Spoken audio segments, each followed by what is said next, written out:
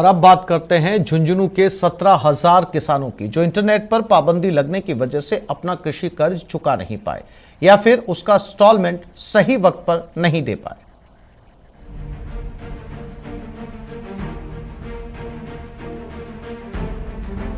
हद से ज्यादा बढ़ा है। दरअसल इंटरनेट बंद होने की वजह से 17,087 किसान 58 करोड़ 23 लाख 77,139 रुपए लोन का या इंस्टॉलमेंट सही समय पर नहीं दे पाए, जिसकी वजह से बैंक की ऑटोमेटिक सिस्टम की वजह से उन पर पेनल्टी लग गई है।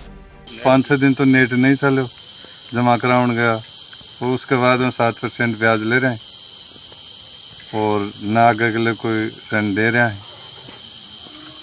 किसान ने कोई खेती बाड़ी, बीज, ब्याज, ट्रैक्टर किसी के लिए भी मायने नेट बंद होने की वजह से लोन है जो जमा को नहीं हो पाएगा। ई जब बैंक में जा रहे हैं तो बैंक वाला कहें कि 7% दो, तो 7% में देने के मायने असमर्थ था। तो सरकार ने मतलब छूट देनी है कि मायने बैंक वाला न्यू बोल रहे हैं कि मारे करना, ये भी कोई आदेश आया को नहीं। समय पर लोन नहीं चुका पाने की वजह से किसानों को पेनल्टी देना पड़ रहा है। इस मामले में बैंकों का अपना अलग तर्क है। सरकार का कहना है कि नेटबंदी के समय कर्ज नहीं चुका पाने वाले किसानों से पेनल्टी की राशि नहीं लेने का आदेश दे दिया गया है, जिसे जल्द ही अपेक्स सिस्टम में अपलोड कर दिया जाएगा। लेकिन यहाँ के सहकारी बैंकों का कहना है कि अभी तक उन्हें ये आदेश मिले ही नहीं है। सूचना है पर अभी वो आदेश नहीं आए विभाग से। अपेक्स बैंक से जो ही आदेश आएंगे हम इसे लागू कर देंगे सभी शाखाओं में और किसानों को भी इससे अवगत करवा दिया जाएगा। उस हिसाब से वो अपने जो फसली ऋण है रबी का 2021 का जमा करा के और ब्याज मुक्त फसली ऋण का लाभ ले सकेंगे। पहले नेटबंदी की वजह से किसान परेशान रहे और अब बैंकों को आदेश मिलने में हो रही देरी की वजह से वो मुश्किल में है। अब देखना ये है कि उन्हें इससे राहत मिलती है या फिर इस मामले में भी उनके हाथ खाली ही रहते हैं। कृष्ण सिंह शेखावत, न्यूज़ 18 राजस्थान, झुंझुनू। एक बेटे ने अपनी मां के रिटायरमेंट को यादगार बना दिया। सरकारी सेवा से रिटायर्ड टीचर मां को बेटे ने शानदार गिफ्ट किया। सीकर के लक्ष्मणगढ़ के घस्सू गांव में बिमला देवी सरकारी स्कूल से वरिष्ठ अध्यापिका के पद से रिटायर हुई, तो उनके बेटे अरविंद भास्कर ने इस मौके को यादगार बनाया। 8 लाख रुपए खर्च कर दिल्ली से हेलीकॉप्टर बुलवाया, अपने खेत में हेलीपैड तैयार करवाया, माँ पापा सहित परिवार वालों को जॉय राइडिंग करवाई। सरकारी स्कूल से लेकर पूरे गांव में हेलीकॉप्टर से फूलों की बारिश की गई। इतना ही नहीं, बेटे ने लग्जरी थार, गाड़ी, चांद और मंगल ग्रह पर प्लॉट भी गिफ्ट किया है। रिटायरमेंट के इस सेलिब्रेशन की गांव ही नहीं पूरे इलाके में चर्चा है।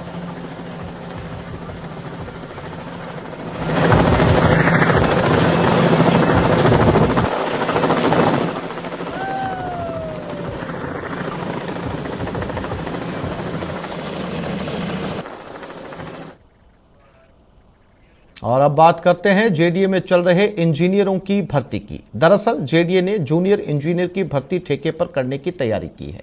आइए देखते हैं कैसे होगी ठेके पर जूनियर इंजीनियरों की बहाली।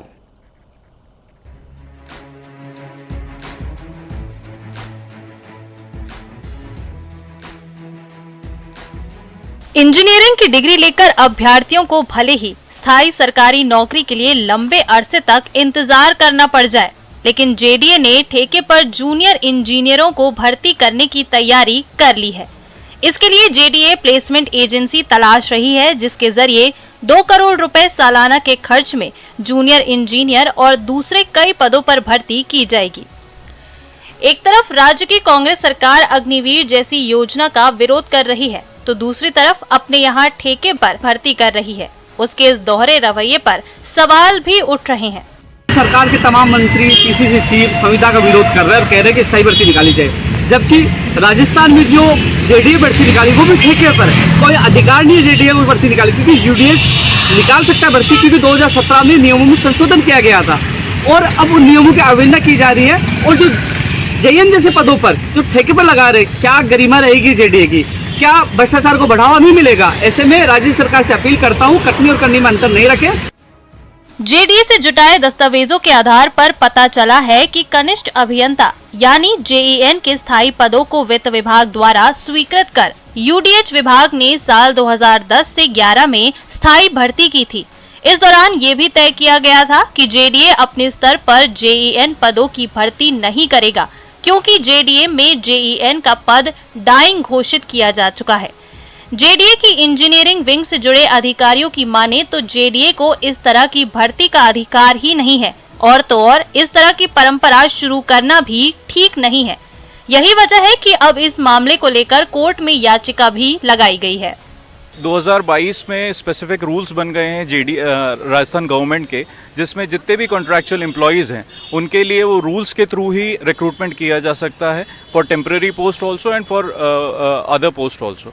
तो ये जो पर्टिकुलर जेडीए ने भर्ती निकाली है, ये उन रूल्स के वायलेशन में निकाली है, जिसको कोर्ट में भी चुनौती दी गई है। अंदर खाने से खबर ये भी है कि तमाम विरोधों को देखते हुए जेडीए इस भर्ती प्रक्रिया का फिर से अध्ययन कर रही है। हालांकि जेडीए का एक धड़ा इस भर्ती प्रक्रिया की पैरवी भी कर रहा है। अब देखना ये है कि यूडीएच विभाग की ओर से इस मामले में क्या किया जाता है। महेश धादीच, न्यूज़ 18 राजस्थान, जयपुर। देश दुनिया में मौसम का मिजाज जानने के लिए अलग अलग तरीके हैं, लेकिन राजसमंद के नाथद्वारा में स्थित पुष्ट मार्गीय संप्रदाय की प्रधान पीठ श्रीनाथ जी मंदिर में एक पारंपरिक तरीका ऐसा है जो न सिर्फ मौसम के मिजाज की सटीक भविष्यवाणी करता है, बल्कि 300 साल से लोगों को फसल अनुमान के साथ किसानों के धन धान्य की सटीक जानकारी भी देता है। ऐसे में श्रीनाथ जी के सम्मुख आषाढ़ी तौल की परंपरा को निभाया गया, जिसमें प्रभु श्रीनाथ जी के सम्मुख 27 प्रकार के जीन्स को एक कांटे पर चांदी के सिक्के के बराबर तौला गया और उन्हें कागज की पुड़िया में बंद कर एक सूती कपड़े में रस्सी से बांधकर मटके में बंद कर दिया गया। सभी पिंड और जीन्स को मटके में पैक करके बिना मौसम से प्रभावित होने वाले स्थान पर रखा गया, जिसे कल सुबह फिर से तौला जाएगा। जीन्स तौल में कमी और बढ़ोतरी के आधार पर मौसम और फसलों का पूर्वानुमान लगाया जाएगा। यह प्रभु श्रीनाथ जी की प्राचीन परंपरा है, जो श्री खर्च भंडार में श्रीमान तिलकायत महाराज श्री की आज्ञा से ये आषाढ़ी तोली जाती है। इसमें 27 जीन्स होते हैं और यह परंपरा मानी गई कि जिस प्रकार से आषाढ़ी का जो परिणाम आता है उसी प्रकार से यहाँ पर आगे यहाँ पे मंदिर में तथा आसपास के जितने भी लोग हैं वो इसको मानते हुए ही अपनी खेती करते। राजसमंद में अगले साल मानसून बेहतर रहने का अनुमान। पश्चिम की वायु होने के कारण अगले साल खंड वर्षा के आसार। श्रीनाथ जी मंदिर में आषाढ़ी तौल के परिणाम का ऐलान। फसल उत्तम रहने की उम्मीद। सावन में बेहतर बारिश का अनुमान। करीब 300 साल से चली आ रही है ये परंपरा।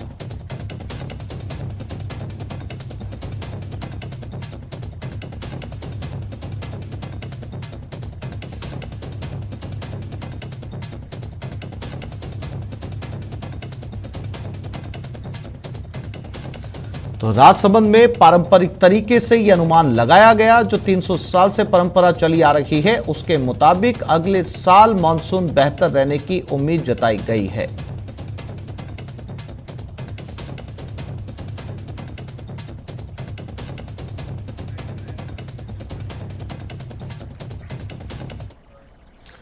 आपने सरकारी स्कूलों की बदहाली की खबरें खूब सुनी होंगी, लेकिन जयपुर जिले के रेनवाल इलाके में बना एक सरकारी स्कूल अपने नए कलेवर और प्रयोग के लिए चर्चा का विषय बन गया है। रेनवाल के मलिकपुरा के राजकीय उच्च माध्यमिक विद्यालय ट्रेन वाले स्कूल के नाम से प्रचलित हो गया है। आपने सरकारी स्कूलों की बदहाली की खबरें तो खूब देखी और सुनी होंगी, लेकिन जयपुर जिले के रेनवाल इलाके में बना एक सरकारी स्कूल अपने नए कलेवर और प्रयोग के लिए चर्चा का विषय बना हुआ है। रेनवाल के मलिकपुरा के राजकीय उच्च माध्यमिक विद्यालय ट्रेन वाले स्कूल के नाम से प्रचलित हो गया है। इस सरकारी स्कूल ने विशेष डिजाइन, नवाचार और नामांकन बढ़ोतरी को लेकर अपनी अलग पहचान बनाई है। स्कूल का इस आकर्षक ढंग से रंगरोगन किया गया है कि यह स्कूल कम ट्रेन ज्यादा नजर आता है। यही कारण है कि यह स्कूल लोगों के लिए आकर्षण का केंद्र बना हुआ है। छात्रों के शैक्षणिक स्तर के लिए स्कूल की व्यवस्थाओं को देखकर इस स्कूल की हर कोई सराहना कर रहा है। इस नवाचार में भामाशाहों और विद्यालय स्टाफ ने अपना सहयोग किया है। ट्रेन वाले इस स्कूल में करीब 350 बच्चे पढ़ाई करते हैं। छात्रों को भी स्कूल का ट्रेन जैसा यह लुक काफी पसंद आ रहा है। वहीं शिक्षकों का कहना है कि छात्रों के बौद्धिक विकास और स्कूल से जोड़ने के लिए ऐसा नवाचार करने की बात मन में आई, लेकिन खर्च अधिक था। ऐसे में विद्यालय स्टाफ और भामाशाहों के सहयोग से इस स्कूल का कायाकल्प किया गया। भगवान शिव की उपासना का सर्वोच्च सावन महीना आज से शुरू हो गया। सावन के पहले दिन हम आपको 12 तस्वीरों में भगवान भोलेनाथ के 12 ज्योतिर्लिंगों के दर्शन करवा रहे हैं। सबसे पहले उज्जैन चलेंगे, जहां क्षिप्रा नदी के तट पर स्थित महाकालेश्वर स्वयंभू दक्षिण मुखी ज्योतिर्लिंग है। देश भर में तीर्थ स्थान बाबा महाकाल के नाम से जाना जाता है। वहीं ओमकारेश्वर मंदिर मध्य प्रदेश में नर्मदा नदी के किनारे मांधता पर्वत पर स्थित है। सोमनाथ मंदिर गुजरात के काठियावाड़ क्षेत्र में समुद्र किनारे स्थित है। चंद्रमा ने भगवान शिव को आराध्य मानकर पूजा की थी और चंद्रमा को सोम भी है, इसलिए इसी नाम पर इसी ज्योतिर्लिंग का नाम सोमनाथ पड़ा। मल्लिकार्जुन मंदिर आंध्र प्रदेश के कुर्नूल जिले में कृष्णा नदी के तट पर स्थित है। केदारनाथ धाम उत्तराखंड में अलकनंदा और मंदाकिनी नदियों के तट पर स्थित है। यही श्री नर और नारायण की तप स्थली है। भीमाशंकर ज्योतिर्लिंग महाराष्ट्र में पुणे के से करीब 100 किलोमीटर दूर स्थित है। धर्मनगरी काशी में काशी विश्वनाथ का मंदिर गंगा नदी के तट पर स्थित है। ऐसी मान्यता है कि हिमालय छोड़कर भगवान शिव ने यहां अपना स्थायी निवास बनाया था। त्र्यंबकेश्वर मंदिर महाराष्ट्र के नासिक से 30 किलोमीटर पश्चिम में स्थित है। गोदावरी नदी के किनारे स्थित यह मंदिर काले पत्थरों से बना है। नागेश्वर मंदिर गुजरात में द्वारकापुरी से 17 मील दूर स्थित है। कहते हैं कि भगवान शिव की इच्छा अनुसार ही इस ज्योतिर्लिंग का नामकरण किया गया है। बाबा बैजनाथ मंदिर झारखंड के देवघर जिले में स्थित है। कहा जाता है कि एक बार रावण ने तप के बल से शिव को लंका ले जाने की कोशिश की, लेकिन रास्ते में व्यवधान आ जाने से शर्त के अनुसार शिव जी यहीं स्थापित हो गए। रामेश्वर मंदिर तमिलनाडु राज्य में स्थित है और यहां पर मान्यता है कि रावण की लंका पर चढ़ाई से पहले भगवान राम ने जिस शिवलिंग की स्थापना की थी वही रामेश्वर के नाम से विश्व विख्यात हुआ। शिव का 12वां ज्योतिर्लिंग घृणेश्वर के नाम से प्रसिद्ध है। इसे दुष्मेश्वर के नाम से भी जाना जाता है। यह मंदिर महाराष्ट्र के दौलताबाद से लगभग 18 किलोमीटर दूर स्थित है।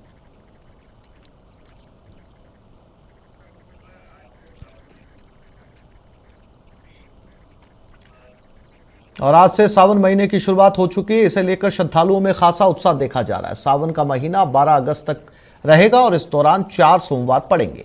हिंदू धर्म और मान्यताओं के मुताबिक सावन का महीना भोलेनाथ का प्रिय महीना है। सावन महीने में भगवान शिव की पूजा अर्चना की जाती है, लिहाजा आज भोले बाबा के मंदिरों में भारी संख्या में श्रद्धालु मंदिर पहुंच रहे हैं और मंदिरों में काफी भीड़ देखी जा सकती है।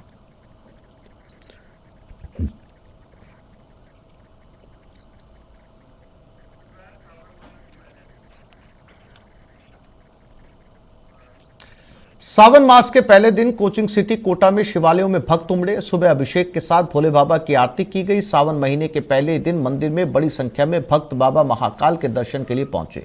आज से कांवड़ यात्रा की शुरुआत भी हो रही है। बड़ी संख्या में कांवड़िए भगवान महाकाल के जलाभिषेक के लिए मंदिर पहुंच रहे हैं।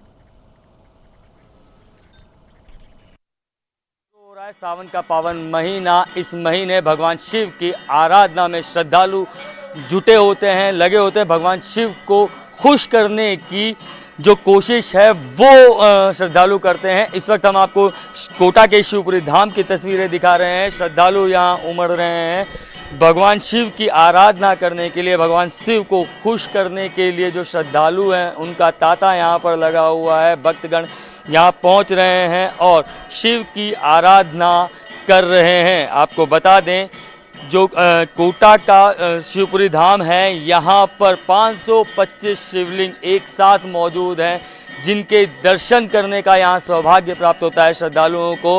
माना जाता है कि सावन के महीने में शिवजी की आराधना करने से शिवजी खुश होते हैं, लेकिन यहाँ पर 525 शिवलिंग की सेवा करने का मौका मिलता है, उनकी आराधना करने का मौका मिलता है, अभिषेक करने का मौका मिलता है।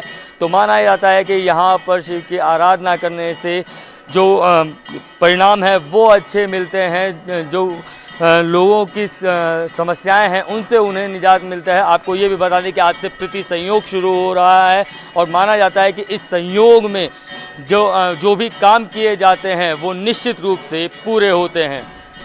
योगेश त्यागी, न्यूज़ 18 कोटा।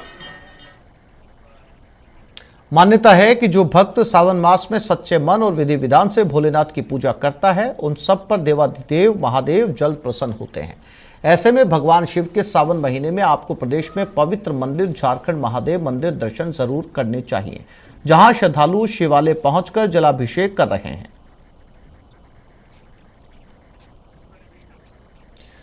तो जयपुर का झारखंड महादेव मंदिर, जहां पर भक्तों की भारी भीड़ उमड़ रही है। सावन का महीना है और माना जाता है कि यहां पर दर्शन करने से भक्तों को लाभ मिलता है।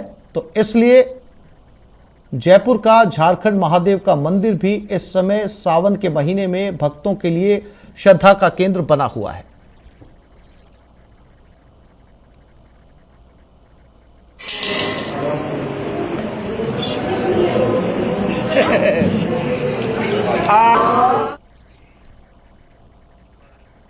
सावन के पहले दिन जोधपुर के शिवालयों में भी भक्तों की भीड़ लगी है। जोधपुर के जून अखाड़े के पिपलेश्वर महादेव मंदिर में सबसे ज्यादा भीड़ है। आपको बता दें कि 500 साल पुराने इस मंदिर में 12 ज्योतिर्लिंग के भी दर्शन होते हैं। वहीं आरती के समय शिव स्वरूप के दर्शक मन मोह लेते हैं।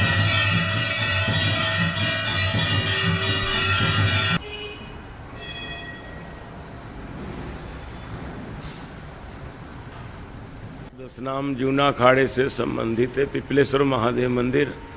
ये 500 वर्ष पुराना मंदिर है और इसमें सभी भक्त लोग बहुत जुड़े हुए हैं।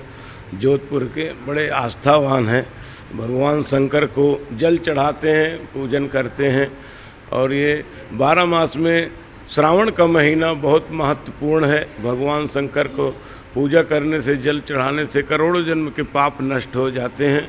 अच्छा, जल चढ़ाने की परंपरा दूध, दही, घी, शहद, शक्कर, पंचमेवा स्नान कराने से आज से 10,000 पहले समुद्र मंथन हुआ था। उसमें भगवान शंकर को 14 रत्न निकले थे, तो उसमें भगवान शंकर को हलाहल विष दिया गया था। तभी से भगवान शंकर का रुद्राभिषेक हो रहा है। महादेव जी वैसे तो थोड़े पूजा में ही खुश हो जाते हैं। सावन का मास महादेव जी के लिए, विशेषकर पूजा के लिए बहुत अच्छा रहता है। महादेव जी के बेलपत्र, दूध, पंचामृत से पूजा की जाती है और सावन का मास भोलेनाथ को बहुत प्रिय है। शिव भक्ति सबसे शक्तिशाली है और हमेशा याद करने से भगवान खुश होते हैं। और मैंने ना अभी जो कोरोना वायरस चला ना, उसके लिए 1 करोड़ से ज़्यादा जाप कर लिया। ओम शिव शक्ति नमः, ओम शिव साहब। ये तो फिर क्या है, शिव समान दाता नहीं, विविध लज्जा सबकी रागी, सब मिलन का सेवा पूजा बंदगी सभी आप। मैं तो ज्ञानी कुछ जानू नहीं, आप जाने भोलेनाथ। तो सारे भगवान विष्णु, ये विष्णु भगवान के ही एक रूप है। तो इस बुलेटिन में फिलहाल इतना ही। नमस्कार।